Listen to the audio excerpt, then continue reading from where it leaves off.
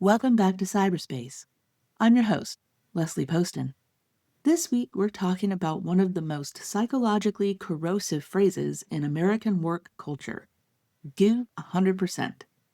You've probably been hearing it since childhood from coaches, parents, managers, and on the kinds of motivational posters that decorate break rooms and offices everywhere. It carries enough moral weight that questioning it tends to feel a little transgressive, like arguing against effort itself. What we're going to look at today is where that phrase actually came from, what it demands of human beings at a biological and psychological level, who pays the highest price when people take it seriously, and what the research on sustainable performance actually says about how people work best over time. The idea that hard work is a moral virtue didn't emerge from real evidence about human performance. It came from religion. Weber published an analysis of the relationship between Protestant theology and the development of capitalism, way back in, I think, 1904. And his central argument was that Calvinist Protestantism had introduced something genuinely new into Western thought: the concept of work as a divine calling. Economic success in that framework was evidence of moral worth. Diligence was sacred, and idleness wasn't merely inefficient, but was a possible sign of moral failure, even of not being among the elect, so to speak. The accumulation of wealth through relentless disciplined labor wasn't seen as greed in his framework, it was seen as obedience. That equation has outlasted the theology that produced it by several centuries and is still essentially intact in how people in the U.S. talk and think about work. By the time industrialization created a workforce of millions of employees rather than craftsmen and farmers, that moral framework had been absorbed into management culture in ways that were enormously convenient for employers. Workers who internalized the falsehood that maximum output was a virtue would police themselves, feeling guilty when they fell short, and would attribute their own depletion to personal weakness rather than to structural demands that were never designed with their well-being in mind. The religious language fell away over time and has been replaced with appeals to team loyalty, family obligation, and personal identity, but the underlying mechanism has stayed the same. Weber himself anticipated this, noting that capitalism had shed its religious scaffolding without losing the compulsive character it had acquired under religion. Give 100% is where that history landed, and the phrase carries a set of assumptions that humans are resources with a measurable output capacity, that full deployment of that capacity is the goal, and that anything held back for any reason is a moral failure. None of that has ever been empirically supported. It was inherited, not discovered, and it's been transmitted so thoroughly across generations that most people have never had much occasion to question it. Real research on what sustainable human performance actually requires looks substantially different from what the phrase demands, and that gap is what this episode is about. There's also a second assumption embedded in give 100% that deserves its own examination later, which is the idea that everyone it's directed at is starting from the same baseline. They aren't, and the consequences of that false equivalence tend to fall on the people who can least afford to absorb them. The most fundamental problem with give 100% is right there in the arithmetic. 100% of anything leaves nothing in reserve. There's no margin for recovery or buffer for unexpected demands, and nothing remaining for the health and relationships and rest that make continued functioning possible. As a sustained performance target, it describes depletion rather than excellence, and the most compelling evidence for that point doesn't come from psychology journals. It comes from what happened when countries and companies actually tested what results follow from reducing hours rather than maximizing them. For example, Microsoft Japan ran a 32-hour, 4-day trial in 2019 with full pay and Fridays off, and they reported a nearly 40% increase in productivity, meaning workers doing 20% less work produced measurably more. Iceland ran a substantially larger experiment between 2015 and 2019, and that one involved more than 2,500 public sector workers across hospitals, social services, and government offices. And their findings were that productivity held steady or improved, burnout and stress declined significantly, and work-life balance improved enough that by 2022, close to 86% of Iceland's workforce had won the contractual right to request a shorter workweek. The largest controlled trial to date, published in Nature in 2025, tracked 2,896 employees for 6 months with a control group, everyone working 4 days at full pay. Burnout dropped by 71%. Sleep quality improved, with workers averaging 16% more sleep than before. More than half of the participants said they felt more capable at their jobs on fewer hours, and 90% of the 141 participating companies made the policy permanent once the trial concluded. For anyone who finds this counterintuitive, the OECD productivity data is worth considering. Mexico, for example, has the longest average workweek of any developed nation and consistently ranks last in productivity. The four most productive countries measured, Luxembourg, Ireland, Norway, and Belgium, average fewer than 30 hours of work per week. The inverse relationship between maximum hours and actual output is one of the most consistently replicated findings in labor economics. And for some reason, we keep treating it as a paradox, rather than as information about what the Give 100% model was actually optimizing for, which was subjugation and control, not worker output. Giving less than 100% is not a number designed to bring you to your next performance review. It's designed to capture what the evidence keeps demonstrating, which is that people who maintain reserve capacity perform better, stay healthier, and sustain their work over time. The industrial model of maximum hours was never optimal for workers. It was just cheap for the people paying them. Even setting aside whether running at maximum is sustainable, there's a second flaw in the premise worth examining on its own. Give 100% assumes that everyone it's directed at is starting from an equivalent baseline, that the demand lands with equal weight regardless of circumstance. The science of allostatic load makes it clear that this is not true. Allostatic load, if you haven't heard some of our past episodes, is the cumulative biological cost of chronic stress, the wear and tear that accumulates across time when the body's systems are repeatedly required to adapt to demanding or threatening conditions. People who experience financial precarity, caregiving responsibilities, discrimination, chronic illness, or trauma histories are all running a higher baseline physiological and psychological cost simply to exist. And the same workplace demand that's taxing but manageable for someone with low allostatic load can be genuinely depleting for someone carrying a higher one, not because they're less capable, but because they're working from a smaller reserve before the workday even starts. Research confirms that when environmental demands chronically exceed a person's capacity to cope, which is the situation facing many people in demanding workplaces, the physiological result is allostatic overload, measurable in cortisol dysregulation, immune function, cardiovascular markers, and structural changes to the brain. Research found an almost linear relationship between high perceived stress and elevated allostatic load in adults aged 18 to 46, which is the age range that most full-time employers are expecting peak performance from. The practical implication is that Give 100% is a different ask depending on who receives it. Someone managing a chronic condition, providing unpaid care for a family member, commuting 2 hours a day, or carrying the cognitive overhead of navigating discrimination at work is being asked to give 100% of a number that is already meaningfully smaller.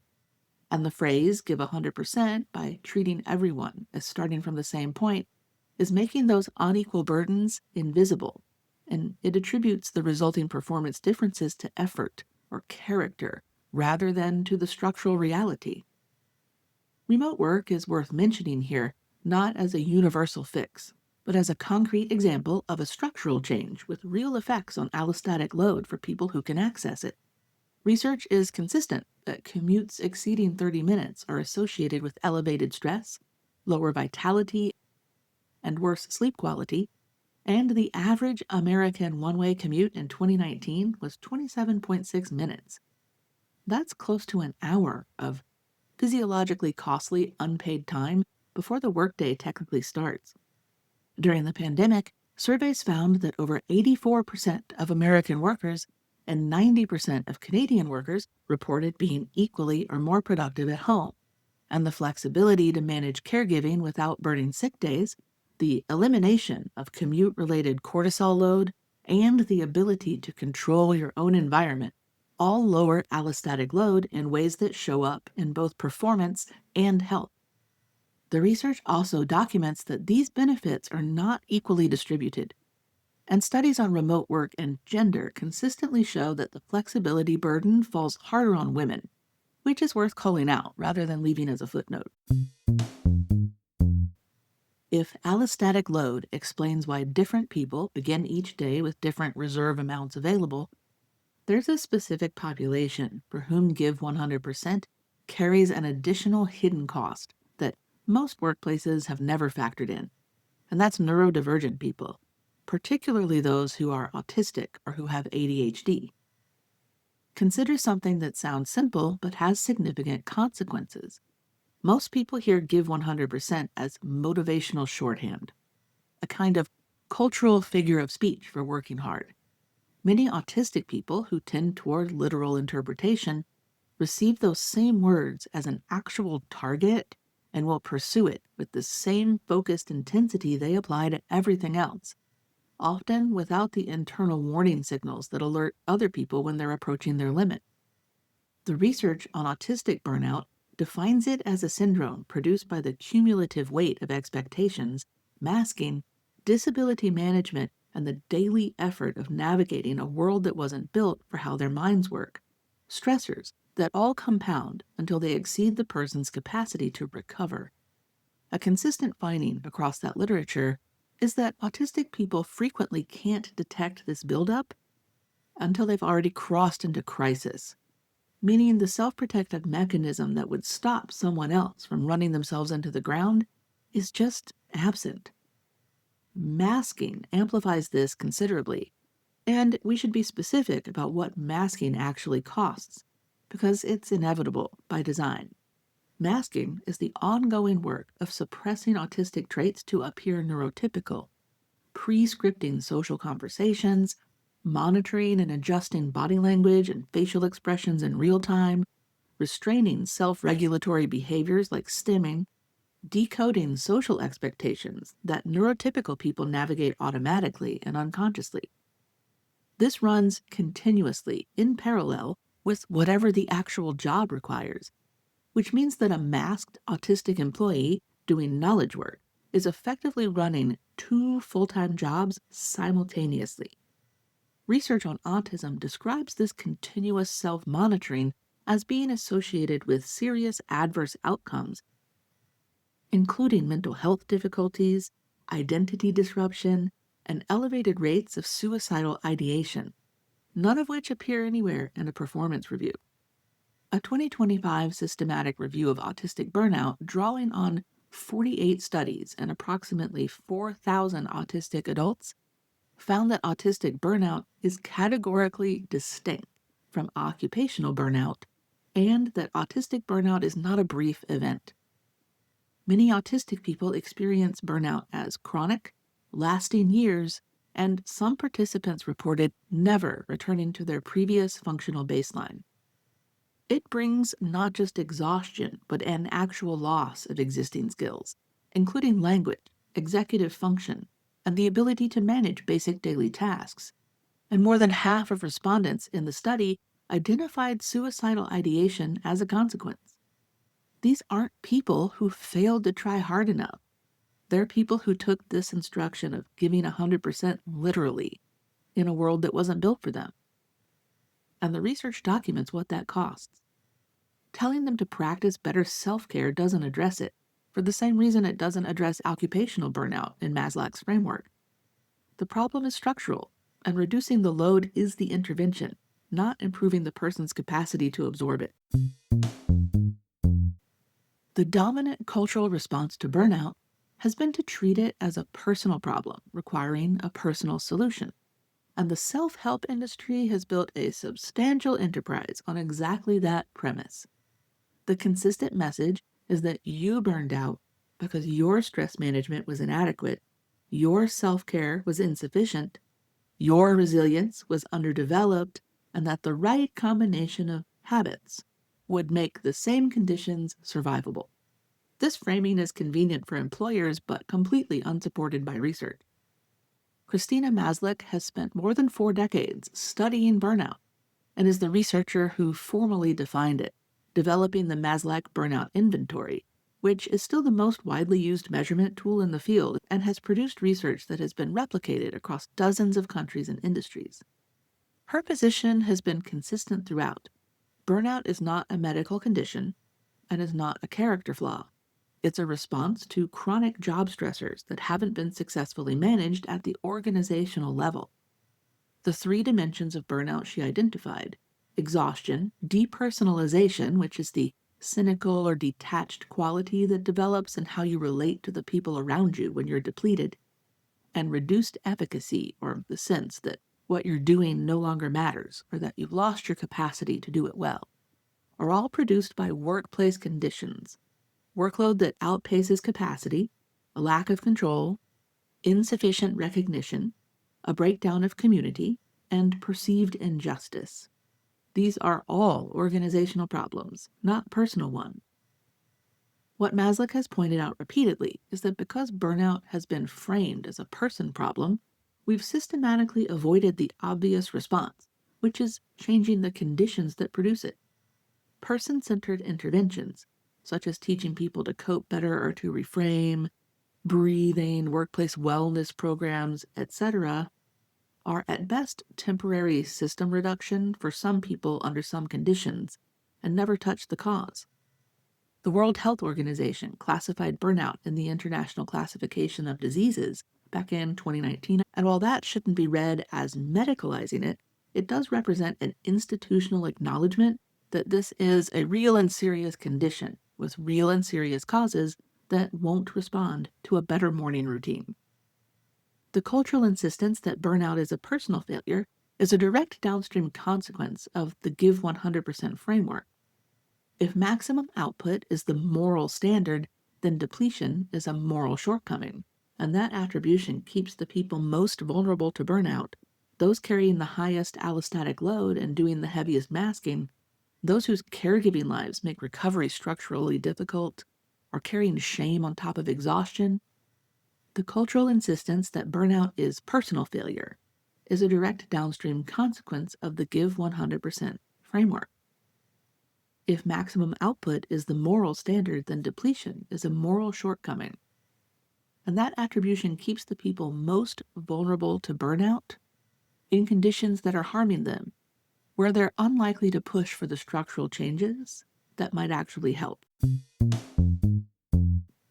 Given how consistently the evidence points in the same direction, reduced hours producing equal or better output in every serious trial, allostatic load research showing that reserve capacity is a prerequisite rather than a luxury, the burnout research being unambiguous that the problem is organizational, the persistence of Give 100% as a cultural norm requires some explanation.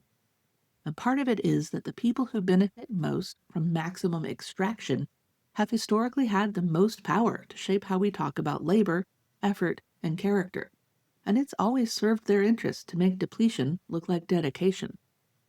Part of it is simpler. The phrase is short, it's portable, it's morally confident even if it's morally wrong, and the counter-argument requires so many more words. Look at this podcast. What the research converges on across sports science, cognitive psychology, organizational research, and labor economics is that sustainable performance, the kind maintained over years rather than burned through in months, requires people to operate well below their maximum on a routine basis. Periodization in elite athletic training, the deliberate cycling between high demand and recovery, exists precisely because coaches and exercise scientists learn through direct observation that athletes who trained at maximum intensity without adequate recovery got injured, sick, and stopped improving. Cognitive research on sustained attention and executive function shows the same pattern time and again. Performance on complex tasks degrades with fatigue in ways that aren't always obvious subjectively, meaning people frequently believe that they're functioning well when the quality of their output has already dropped significantly. Sleep in this context isn't passive rest, but an active biological process during which memory consolidation, emotional regulation, and cognitive repair happen, and shortchanging it accumulates costs. The 4-day week results make sense within this framework because the mechanism isn't mysterious. People working 32 hours are less fatigued, better focused during the hours they actually work, and aren't spending a fifth of their week grinding through tasks on a depleted system. Then there's a question that reframes all of this more personally than any data point. If someone you loved told you they were planning to give everything they had every day with nothing held back for rest, recovery, or themselves, what would you tell them? Most people would say that's a path to collapse, that showing up over time requires not emptying yourself daily, and that who you are outside of your output matters and deserves to exist. That understanding is intuitive when we apply it to other people that we care about. The willingness to extend it to ourselves has been systematically undermined by a cultural framework that was never designed with our well-being in mind, and has always been more interested in what can be extracted from us while we still have it to give. The structural changes that have evidence behind them, shorter weeks, flexible schedules, remote options where the work allows for it, workloads matched to actual human capacity, recovery time built into job design rather than carved from personal time, these aren't radical proposals.